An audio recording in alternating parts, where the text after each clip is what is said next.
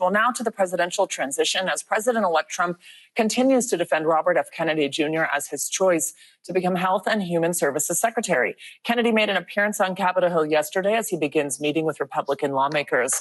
This comes as Mr. Trump held his first news conference since winning the election last month. NBC's Garrett Haig joins us now from West Palm Beach, Florida with the latest. This press conference covered quite a bit. Hey, Garrett, good morning. Hey, Savannah, it really did. For more than an hour, the president-elect at his first news conference in that role held forth on topics from Ukraine to his relationship with CEOs, but no topic more so than Robert F. Kennedy Jr. and his bid to lead the nation's health agencies. President-elect Trump's polarizing pick to lead the Department of Health and Human Services, Robert F. Kennedy Jr., returning to Capitol Hill this morning for a marathon day of meetings with senators. Kennedy, the former independent presidential candidate turned Trump supporter and longtime vaccine skeptic, pressed on his views about the polio vaccine as he shuttled between meetings. Kennedy has long touted discredited claims of a link between childhood vaccines and autism, which have been repeatedly debunked, leading to concerns about what his leadership of the federal health agencies could mean. What do you say to people who are worried that his views on vaccines will translate into policies that will make their kids less safe? No, I think he's going to be much less radical than you would think. I think he's got a very open mind, or I wouldn't have put him there. Trump asked later if schools should mandate vaccinations, pivoting to COVID.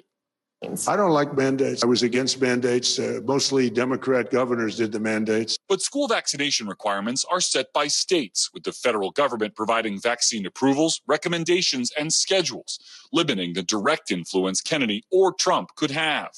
Trump also announcing a $100 billion investment from Japanese technology firm SoftBank, which he says will create 100,000 new American jobs by the end of his term, and remarking on his improving relationship with tech company leaders who have traveled to Mar-a-Lago to meet him. In the first term, everybody was fighting me. In this term, everybody wants to be my friend. The biggest difference is that people want to get along with me this time. Still, the president-elect's facing a new legal setback today, with a New York judge who presided over his hush money trial now denying Trump's bid to toss out his guilty verdict. The president-elect's lawyers had argued that verdict should be vacated in light of the Supreme Court's ruling expanding the scope of presidential immunity. The judge has not yet set a sentencing date. Among those tech company leaders coming down here to South Florida, according to a source familiar, the CEO of TikTok met with Donald Trump yesterday as that company filed an emergency petition yesterday with Supreme Court to try to prevent being shut down on January 19th. At the press conference, Donald Trump sounded sympathetic, but there may be little he can do as a private citizen until his inauguration the next day, January 20th. Savannah? All right, Garrett, thank you so much. Well, now let's get to the latest this morning involving those mysterious drone sightings across the Northeast. It is still unclear who's operating them and for what reason since they started being spotted last month. Well, now Pentagon officials are reiterating there is no indication of what they are calling malicious activity. NBC News senior correspondent Tom Costello covers aviation for us. He is here with more. Tom, a lot of people with a lot of questions on this one. Good morning. Believe me, I can't walk 5 feet without people asking. As soon as he got in here, I was like, what's going on? I know. Listen, the bottom line, the vast majority of these sightings appear to be planes, helicopters, legitimate drone operations, some other drone operations, hobbyists, right? Drones are legal, everybody. They're legal. Keep that in mind. The NYPD says there are about, listen to this, the NYPD says there are 2,000 drone flights every week right here in New York City. And a lot of these reports over the last few weeks are really just, in the NYPD's words, business as usual. With the Christmas travel rush just days away, overnight the government released a rare joint statement from multiple agencies about those drone sightings, saying we have not identified anything anomalous and do not assess the activity to present a national security or public safety risk over the civilian airspace in New Jersey or other states in the Northeast, though the push continues for answers about thousands of sightings. We want to make sure our skies are protected, and we don't want anyone using drones that's going to be harmful. New Jersey Governor Phil Murphy is pushing for legislation to give states more authority to deal with drones. It is extraordinary to me that a nation as great as ours and as powerful as ours has the deficiencies that we have now seen in living color as it relates to drone incursions. The NYPD says many of the tips they've investigated are actually planes, helicopters, even planets. President-elect Trump is suggesting, without offering evidence, that the government or military knows more about the drones than they're saying. Our military knows and our president knows. And for some reason, they want to keep people in suspense. Adding that he's canceled a weekend trip to his New Jersey club because of the sightings. They're very close to Bedminster. I think maybe I won't spend the weekend in Bedminster. Some lawmakers, Democrats and Republicans, remain frustrated with the federal response. I won't let the federal government insult the American people and claim they aren't seeing things that they're seeing with their own two eyes. Meanwhile, a company specializing in drone radar, Robin Radar, is now working with the New Jersey State Police. How can your technology help the New Jersey State Troopers? They will be able to detect an object in the sky and also provide some data analysis of what, in fact, that object is, where it's going, and possibly its origins. Okay, I'm going to reiterate this. Drones are legal in daytime and at nighttime. Now, the FAA requires they remain under 400 feet. They must stay at least 5 miles away from airports and restricted areas. They must be in the line of sight of the drone operator, and the operator must have a license for larger drones and also commercial activity. I don't know. Are you fired up, Tom? Well, listen, as soon as I walk out of the studio, 5 more people are going to ask me, what about the drones, No, honestly, Tom? You're being very helpful, and this is the clearest information we've seen. One quick question for you. What about people who maybe they're flying over their house, over the yard, and they want to shoot them down? Okay, by the way, you do not control the airspace over your house. You do not. Very important point.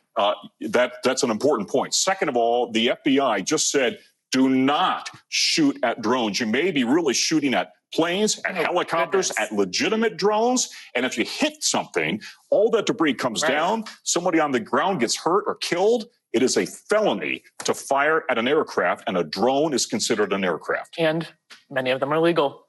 They are legal, I think you period. Tom Gazzillo, thank you very much. Okay. Great to see you. Well, the next court appearance for Luigi Mangione is scheduled for December 30th in Pennsylvania, where he's facing felony gun charges after his arrest last week. But New York officials are hoping to get a grand jury indictment in the coming days so they can extradite the 26-year-old back to Manhattan before then. Mangione is accused of murdering United Healthcare CEO Brian Thompson nearly 2 weeks ago. NBC News correspondent Stephanie Gosk is live for us. This is right where Mangione is currently in prison in Pennsylvania. Stephanie, good morning. Great to see you. So Mangione was taken into custody last week, but the New York District Attorney has said there were indications that if Mangione would waive his extradition, it would be today. So walk us through everything we know right now, when we might see what.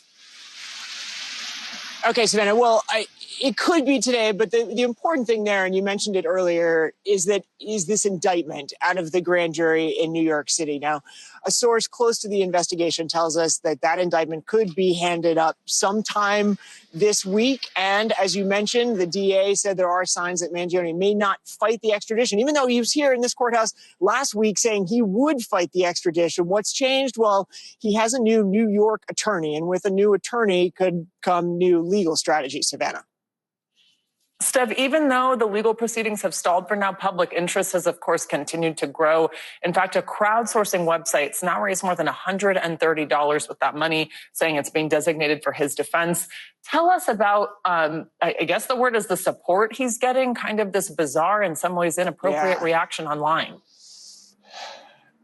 Right. I mean, you have that crowdfunding site, over $130,000 for his defense fund. You also have a documentary that's in the works. But you also have public officials coming out and saying, listen, this guy is not a hero. Most recently, President-elect Donald Trump, and he had this to say.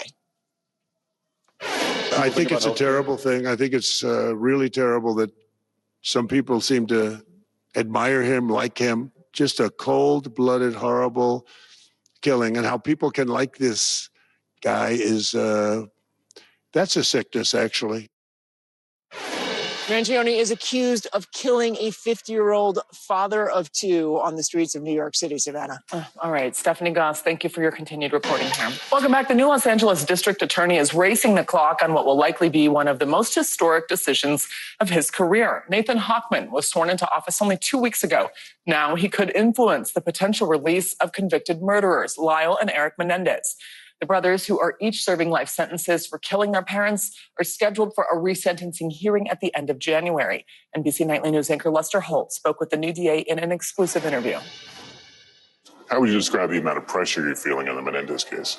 You know, it's not pressure. And this is why you sign up for a job like this. Is that The job, leading the nation's largest district attorney's office.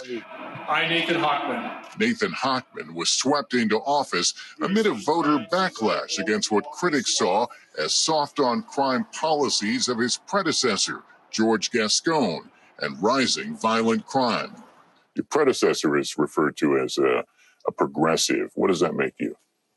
So what it makes me is common sense. I reject the extremes of both decarceration, which predetermines that certain crimes and certain criminals would not be prosecuted, notwithstanding the facts in the law, and also the other extreme of mass incarceration.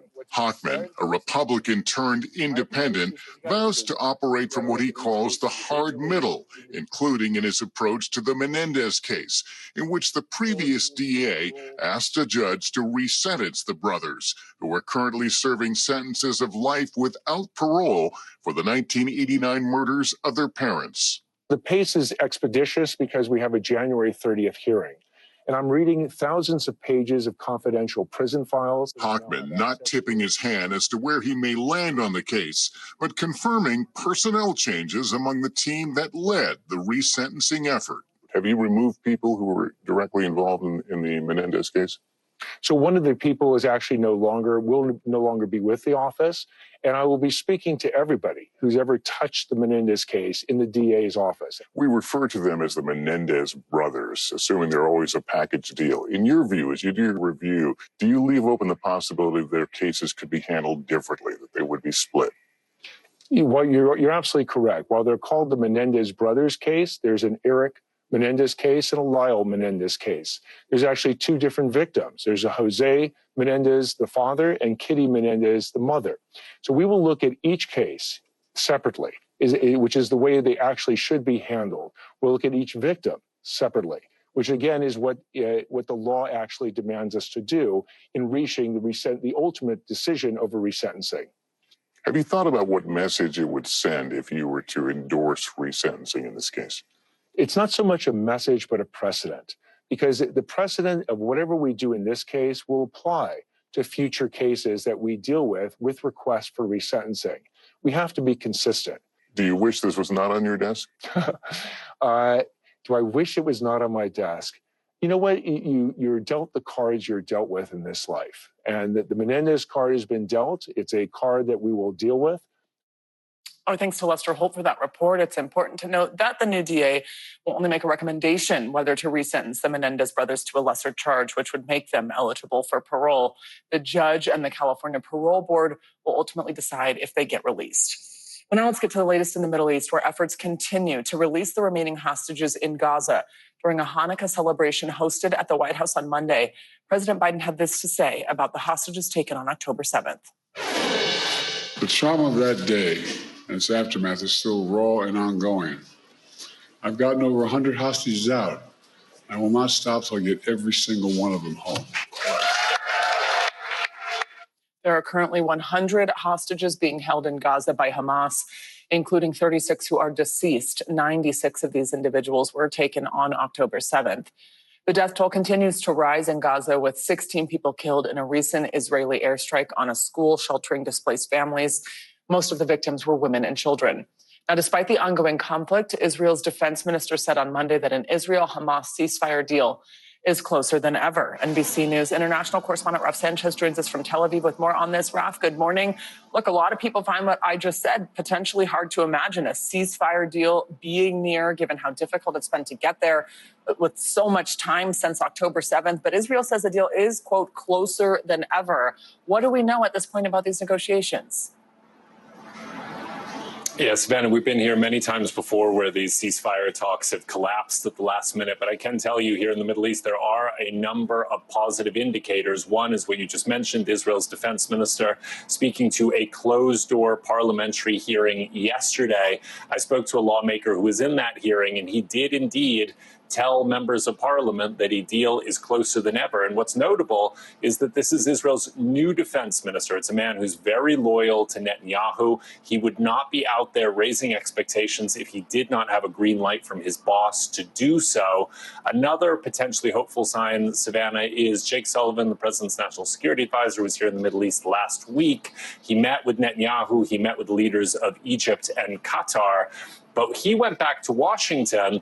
Biden's most senior Middle East advisor, Brett McGurk, stayed in the region, and that is being seen as an indication that a deal may be taking shape and that the Biden administration wants McGurk here to try to shepherd it over the line. It is worth saying, Savannah, there are still a number of outstanding issues, but it does feel like there is real momentum at the moment towards trying to get a deal in place. Savannah. So, Ralph, let's talk about the U.S.'s involvement here. How is the Biden administration getting involved in this process, especially after they've repeatedly worked to negotiate a ceasefire and it's had little success? So we've seen American officials fanning out across the Middle East over the last couple of days. Jake Sullivan, I mentioned, Brett McGurk, also Secretary of State Antony Blinken. They are very focused on what's going on in Syria, but they do want to get this ceasefire deal in place before Trump's inauguration on January 20th. And what's encouraging is this push does appear to be bipartisan. You have the Biden White House, the incoming Trump administration, seeming to be on the same page about this. U.S. officials say that President-elect Trump has really injected a sense of urgency into this process at Mar-a-Lago yesterday. He repeated his brash threat that, in his words, there will be, quote, hell to pay if a deal is not in place by the time of his inauguration. Netanyahu actually met yesterday with Trump's incoming hostage affairs envoy. So that is a sign that the work is already beginning as the Trump administration takes shape. And it does seem to be one of the relatively few issues where you have Democrats and Republicans on the same page. Savannah. All right, Rob Sanchez, thank you very much.